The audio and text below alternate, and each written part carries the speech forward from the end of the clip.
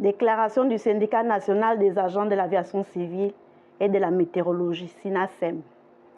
Le 18 décembre 2025, un préavis de grève a été déposé sur la table du secrétaire général et du ministre par intérim du ministère des Transports, de la Marine marchande et de la Logistique.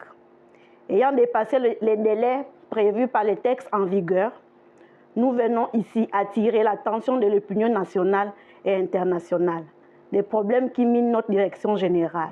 Cependant, ayant constaté une situation préoccupante et trop longtemps passée sous silence, l'état de délabrement et l'abandon dans lequel se trouve actuellement la direction générale de la météorologie, direction pourtant vitale pour notre pays. Après des années de négligence et de sous-investissement, notre direction se trouve aujourd'hui dans une situation critique qui compromet gravement sa capacité à remplir ses missions essentielles de service public. La réalité sur le terrain est sans appel. Nos équipements vieillissants datent de plus de 30 ans. Nos infrastructures se détériorent et nos moyens humains et financiers s'amenuisent dangereusement. Cette situation d'abandon met en péril non seulement la qualité de nos services, mais également la sécurité des moyens et des opérateurs des transports. Sur le plan matériel et technique, une grande partie de nos réseaux des stations météorologiques est obsolète.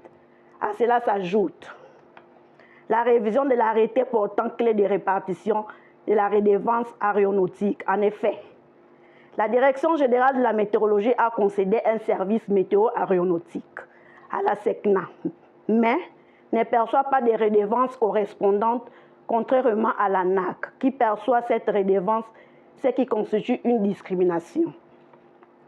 L'amendement du décret 0919, la signature de l'arrêté portant barème et modalités de collecte des redevances des prestations rendues aux usagers, la création et réhabilitation des stations météorologiques, la formation du personnel de la météorologie dans le domaine technique du secteur, la digitalisation de la Direction générale de la météorologie, la prime des rendements.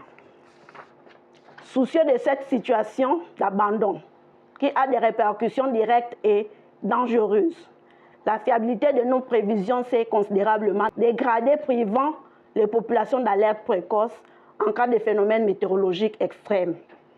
À l'exemple du phénomène d'équinoxe qui s'est produit en fin 2024. Face à cette situation intenable, nous lançons aujourd'hui un appel solennel aux autorités compétentes et au chef de l'État, son Excellence Brice Clotaire Oligui Nguema, d'avoir un regard vers nous par rapport à cette situation, car la Direction générale de la météorologie ne tient qu'à un fil pour disparaître.